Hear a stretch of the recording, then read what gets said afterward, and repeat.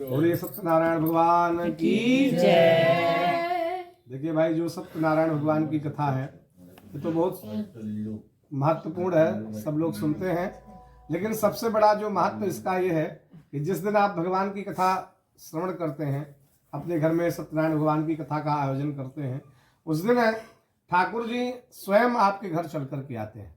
मानस में तुलसीदास जी लिखते हैं कि सेवक सदन स्वामी आगमनु, मंगल मूल अमंगल दमनु।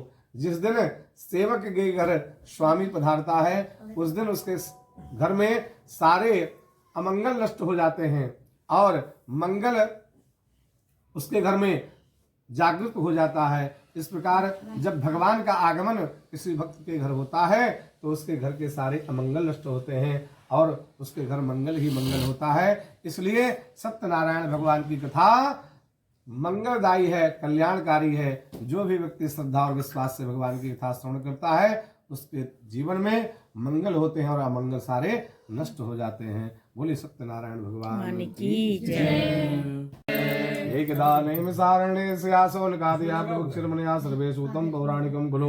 एक बार नैमिषारण्य तीर्थ में सोनकाद 88,000 ऋषियों ने श्री सूत जी से पूछा, हे प्रभु, इस कलयुग में वेद विद्या रहित मनुष्यों को प्रभु भक्ति किस प्रकार मिलेगी तथा उनका उद्धार कैसे होगा। इसलिए ही उनको ऐसा कही जिससे थोड़े समय में पुण्य प्राप्त हो, मनोवांछित फल मिले, वो कथा सुनने की हमारी इच्छा है। सर्वशास्त्र ज्ञाता श्री सूत जी ने कहा कि हे वैष्णव में पूज्य, आप सबने प्राणियों के हित की बात पूछी है। अब मैं श्रेष्ठ व्रत को आप लोगों से कहूंगा, जिस व्रत को नारद जी ने लक्ष्मी नारायण भगवान से पूछा था और लक्ष्मी पति से नारद से कहा था, सो ध्यान से सुनो। एक समय योगी राज नारद जी अनेक लोगों में घूमते हुए मृत्युलोक में आ पहुंचे। यहाँ अनेक योनियों में जन्मे हुए प्रायः सभी मनुष्यों को अपने कर्मों के द्वारा अनेक प्रकार के दुखों से दुखी देखकर सोचा कि किस यत्न करने से निश्चय के प्राणियों के दुखों का नाश हो सकेगा। ऐसा मन में सोचकर वे विष्णुलोक हो गए।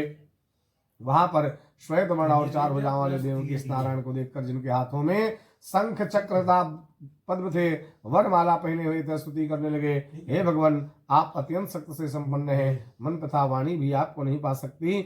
आपका आदि मध्य अंत नहीं है, निर्गुण स्वरूप सृष्टि की आदि बोध व भक्तों के दुखों को नष्ट करने वाले हो, आपको मेरा नमस्कार है। नारद जी से इस प्रकार की स्तुति सुनकर विष्णु भगवान ने कहा कि हे मुनिश्रेष्ठ, आपका किस काम के लिए आगमन हुआ, निसंकोच कहिए। तब नारद जी ने कहा कि हे भगवान, मैं मृत्युलोक में गया था, मैंने वहां पर देखा कि बहुत से लोग अपने अपने कर्मों के द्वारा अनेक प्रकार के दुखों से दुखी हो रहे हैं। हे नाथ, मुझ पर दया रखते हो तो बतलाइए कि उन सब प्राणियों का दुख कैसे दूर हो सकता है। तब नारद जी के वचन सुनकर भगवान जी ने कहा कि हे नारद, मनुष्यों की भलाई के लिए आपने बहुत अच्छी बात पूछी है। जिस काम को करने से मनुष्य मोह से छूट जाता है वो मैं कहता हूँ, ध्यान से सुनो। बहुत पुण्य देने वाला सुख लोग दोनों में दुर्लभ एक उत्तम व्रत है। आज मैं प्रेम वश कर तुमसे कहता हूँ, सत्यनारायण भगवान का ये व्रत अच्छी तरीके से विधिपूर्वक करके मनुष्य आयु पर्यंत यहाँ पर सुख भोग करके मरने पर मोक्ष को प्राप्त हो जाता है। तब श्री भगवान जी के वचन सुन करके नारद जी ने कहा कि हे भगवान, आप बताइए उस व्रत का फल क्या है, क्या विधान है, किसने इस व्रत को किया और किस दिन इस व्रत को करना चाहिए, विस्तार से कहिए। भगवान ने कहा, दुख सुगाद को दूर करने वाला, धन धान्य को बढ़ाने वाला, सौभाग्य तथा संतान को देने वाला, यह व्रत सब स्थानों पर विजयी कराने वाला है। भक्ति और श्रद्धा के साथ किसी भी दिन से सत्यनारायण की संध्या काल के समय ब्राह्मण को बुलाकर के विधि के साथ भगवान जी का पूजन करे। भक्त भाव से नैवेद्य केले का फल, गेहूं का चूर्ण सिवाय ले गेहूं के भाव में साठी का चूर्ण ले, सब भक्षण पदार्थ जमा करा करके भगवान की चौकी पर निवेदित कर देना चाहिए। श्रद्धा पूर्वक सत्यनारायण भगवान की कथा का श्रवण पान करना चाहिए। जो लोग कथा श्रवण करने के लिए बधाने, सबको भगवान का प्रसाद वितरण करना चाहिए। ब्राह्मण को अपनी यथा सामर्थ्य के अनुसार वस्त्र दक्षिणा इत्यादि दे करके अपने घर से प्रेम पूर्वक विदा कर देना चाहिए। उस दिन भगवान के नामों की चर्चा करता हुआ काम, क्रोध, मद, लोभ, मोह, मत्सर इत्यादि सभी प्रकार की बुराइयों को त्याग करके कम से कम जिस दिन सत्यनारायण भगवान की कथा श्रवण करें तो उस दिन क्रोध नहीं करना चाहिए, क्योंकि क्रोध पाप का मूल होता है। क्रोध आने पर पाप कर्म होते हैं। तो जिस दिन भगवान की पूजा हो, जिस दिन भगवान का आगमन हो, उस दिन झूठ नहीं बोलना चाहिए। झूठ क्या है? साँच बराबर तप नहीं, झूठ बराबर पाप, जाके हृदय साँच है ताके हृदय आप। साँच बराबर कहते हैं सत्य के समान कोई तपस्या नहीं है, सच बोलने के समान कोई तपस्या नहीं है। और झूठ बोलने के बराबर कोई पाप नहीं है। झूठ बोलना पाप है, सबसे बड़ा पाप है। सबसे बड़ा पाप है। ठीक है, तो इसलिए झूठ नहीं बोलना चाहिए, क्रोध नहीं करना चाहिए। जिस दिन भगवान की कथा हो उस दिन सात्विक मन से भगवान की इंतजार करना चाहिए, उनकी प्रतीक्षा करनी चाहिए और उनका विधिवत पूजन करके अपनी यथा सामर्थ्य ब्राह्मण को विदा करके भगवान के नाम का जप करता हुआ जो व्यक्ति इस तरीके से विधि के साथ भगवान सत्यनारायण की कथा श्रवण करता है उसके तमाम जन्मों के पाप नष्ट हो जाते हैं और व्यक्ति इस लोक का सुख भोगता हुआ मरने पर भगवान के परम धाम को जाता है। हस्ते कन्वा खंडे से सत्यनारायण कथायाम प्रथम अध्याय बोले सत्यनारायण भगवान की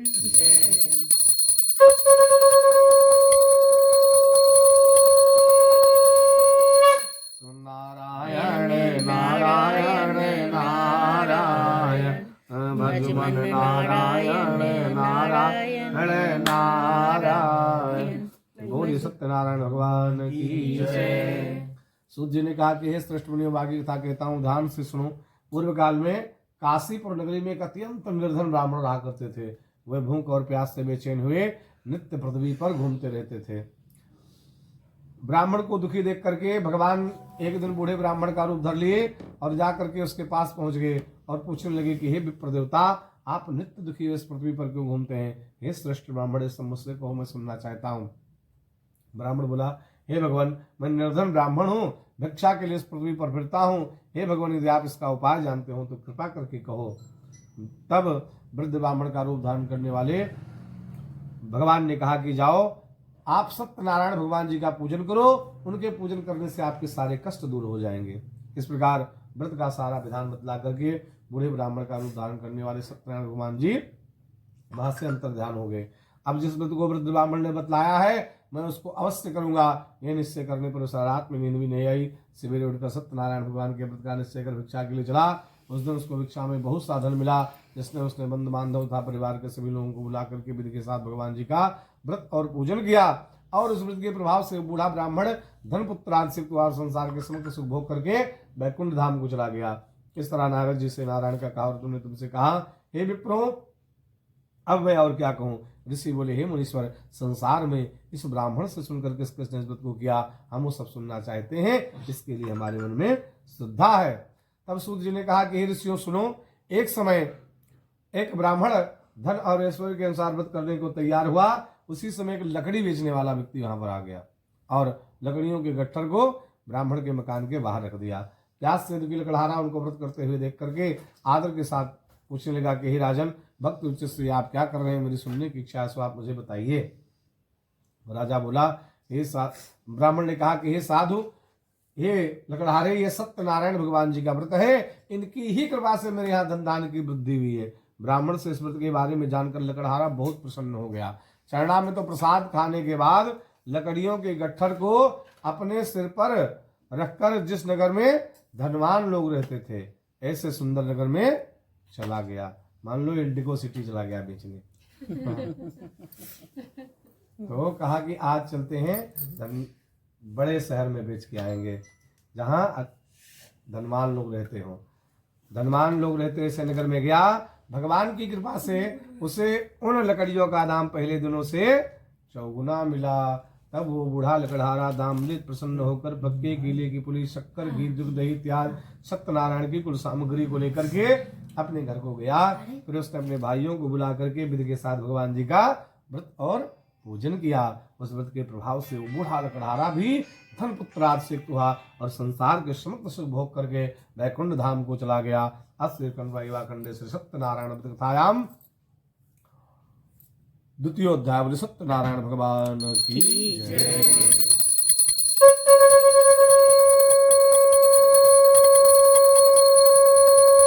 नारायण नारायण नारायण भगवान नारायण बोले सत्यनारायण भगवान की जय। सूर्य ने कहा कि हे ऋषियों, में आगे कथा कहता हूँ, ध्यान से सुनो। पूर्व काल में उल्कामक नाम का एक बुद्धिमान राजा था। वो सक्त वक्ता और जितेंद्रिय था। प्रतिदिन देवस्थानों पर जाता था, गरीबों को धन देकर उनके कष्ट को दूर करता था। उसकी पत्नी कमल के समान मुख वाली सती और साध्वी थी। भद्रशिला नदी के तट पर उन दोनों ने सत्यनारायण भगवान जी का व्रत और पूजन किया। उस समय वहां एक साधु वैश्य आया, उसके पास व्यापार के लिए बहुत साधन था। तो नाव को किनारे पर ठहरा कर राजा के पास आ गया और राजा को व्रत करते हुए देख करके आदर के साथ पूछने लगा, हे राजन, भक्त उच्च से आप क्या कर रहे हैं, मेरी सुनने की इच्छा है, सो आप मुझे बताइए। राजा बोला, हे साधु, मैं पुत्रादि की प्राप्ति के लिए महाशक्तिमान सत्यनारायण भगवान जी का व्रत और पूजन कर रहा हूँ। राजा के ऐसे वचन सुनकर साधु ने आदर से हाथ जोड़कर कहा, हे राजन, मुझसे इसका सब विधान कहो, मैं भी आपकी कथानुसार इस व्रत को करूंगा, क्योंकि ममापि संततिर नास्ति, मेरी तो कोई संतान नहीं है और इस व्रत को करने से मुझे भी संतान अवश्य प्राप्त हो जाएगी। इस प्रकार राजा से संविधान व्यापार से निमित्त आनंद के साथ घर गया। साधु ने अपने स्त्री से संतान देने वाले इस व्रत का समाचार सुनाया और कहने लगा कि जब मेरी संतान हो जाएगी तब मैं इस व्रत को अवश्य करूंगा। ऐसे वचन उसने अपनी स्त्री लीलावती से कहे।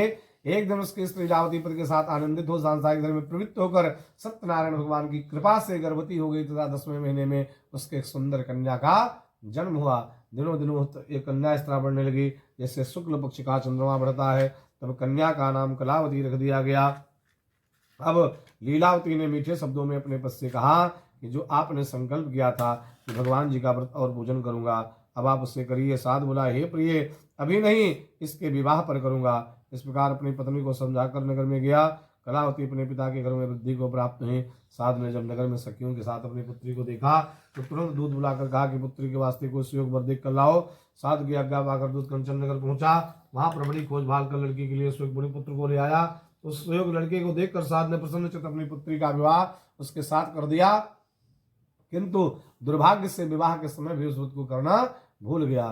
तब श्री भगवान जी क्रोधित हो गए और श्राप दे दिया कि जाओ, तुम्हें दृढ़ दुख प्राप्त होगा। साधु अपने कार्य में कुशल साथ बनी राजमाता सही समुद्र के समीप स्थित नगर में गए। वहां दोनों ससुर जमाई राजा चंद्रकेतु कृष्णनगर में व्यापार करने लगे। एक रोज भगवान सत्यनारायण की माया से प्रेरित कोई चोर राजा के धन को चुरा करके भागा रहा था, किंतु राजा के दूतों को पास आकर तेज चोर ने घबरा करके भागते हुए धन को वहीं चुपचाप छुपा दिया जहां दोनों ससुर जमाई ठहरे हुए थे। जब राजा के दूतों ने साधु वैश्य के पास राजा के धन को रखा देखा तो दोनों को बांध कर ले गए। प्रसन्नता से दौड़ाते हुए राजा के समीप ले जाकर बोले कि ये दो चोर हम पकड़ कर लाए, देखकर आज्ञा दें। तब राजा ने बिना सोच विचार के उनको कठोर कारावास में डाल दिया, उनका सब धन छीन लिया। सत्यनारायण भगवान के श्राप के द्वारा उनकी पत्नी भी घर पर बहुत दुखी हुई और घर पर दूध धन रखा था चोर चुरा कर ले गए। शारीरिक व मानसिक पीड़ा था, भूख प्यास की चिंता में कलावती ब्राह्मण के घर गई। माँ उसने सत्यनारायण भगवान जी का व्रत होते देखा तथा प्रसाद ग्रहण करके रात को घर आई। माता ने कलावती से कहा, हे पुत्री, अब तक कहाँ रही हुआ, तेरे मन में क्या है? कलावती बोली, हे माता, मैंने एक ब्राह्मण के घर में श्री सत्यनारायण भगवान जी का व्रत होते देखा है। कन्या के वचन सुनकर तुरंत लीलावती भगवान के पूजन की तैयारी करने लगी। उसने परिवार के सभी लोगों को बुला करके विधि के साथ भगवान जी का व्रत और पूजन किया। वर मांगा कि मेरे पति और दामाद शीघ्र आ जाए, साथ ही प्रार्थना की कि हम सबका अपराध क्षमा करो। सत्यनारायण भगवान इससे संतुष्ट हो गए और राजा चंद्रकेतु को स्वप्न में दर्शन देकर कहा कि दोनों वैश्यों को प्रातः ही छोड़ दो, उनका धन तुमने ग्रहण किया दे दो, नहीं तो मैं तेरा धन राजपुत्र आदि सब नष्ट कर दूंगा। राजा से वचन के भगवान अंतर ध्यान हो गए। प्रातः काल राजा चंद्रकेतु ने सभा में अपना स्वप्न सुनाया। फिर दोनों बड़े पुत्रों को कह समुद्र सभा में बुलाया। दोनों ने आते ही राजा को नमस्कार किया। राजा मीठे वचनों से बोला, हे महानुभाव, भाभी वैसा कठिन दुख प्राप्त हुआ, तुम्हें कोई भय नहीं है। ऐसा कहकर राजा ने उनको नए नए वस्त्राभूषण पहनाए, जितना धन लिया था उससे दूना धन देकर आदर सहित विदा किया। दोनों वैश्य अपने घर को चल दिए। हस्ते खंडे से सत्यनारायण कथायाम तृतीयोध्याय। बोले सत्यनारायण भगवान की।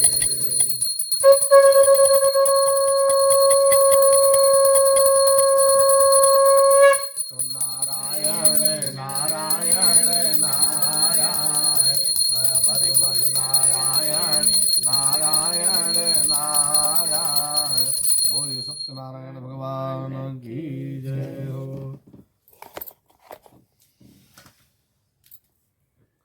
सूर्य जी ने कहा कि वैष्णव मंगलाचरण करके यात्रा आरंभ की और अपने नगर को चला। उनके थोड़ी दूर निकलने पर दंडी वेशधारी सत्यनारायण भगवान जी मिल गए। पूछने लगे, हे साधु, तेरी नाव में क्या है? अभिमानी बड़ी खस्ता होला है। दंडी बाबा, आपके पूछते हो क्या धन लेने की इच्छा है?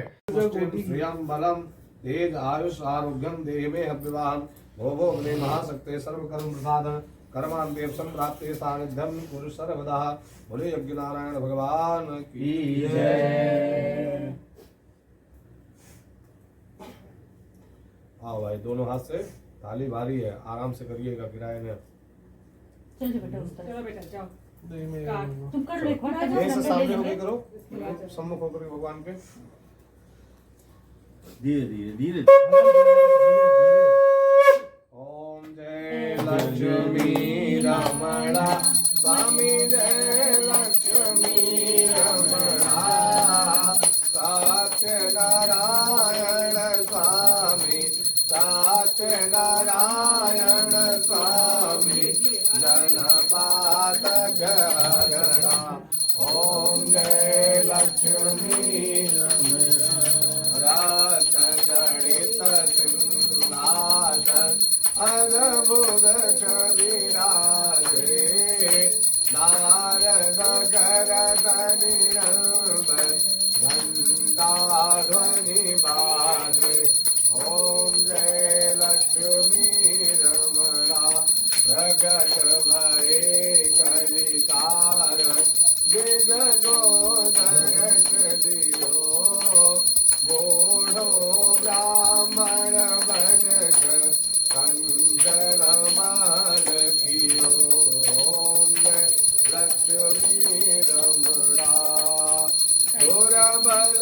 भील कुठारो जिन पर कृपा करी सर्व चूड़क राजा इनकी विपत्ति हरि ओम जय लक्ष्मी रमणा वेश मनोरथ पारो प्रदात देवी फल भोग्य प्रभुति धीरया स्तुति कीनी ओम जय लक्ष्मी रमणा बाल बाल संग राजा वन में भक्ति करी मनवांचित फल दीनो दीन दयाल हरि ओम जय लक्ष्मी रमणा चढ़त प्रसाद सवारा कदली फल मेवा धूप दीप तुलसी पे राजी सचदेवा ओम जय लक्ष्मी रमणा श्री सत्यनारायण जी की याद जो कोई जन गावे काट शिवानंद स्वामी मन अंत फल पावे ओम जय लक्ष्मी रमणा स्वामी जय लक्ष्मी रमणा उनको दो भैया आओ तुम लेकर के घूम जाओ ध्यान कांच पापानि जन्मांतर के दावता लो थाली पकड़ो दोनों हाथ से ऐसे एक बार घूम जाओ पूरा लाख भाई हां बताओ इसलिए तुम मुझे बता सकते हो चलो ऐसे दाहिने हाथ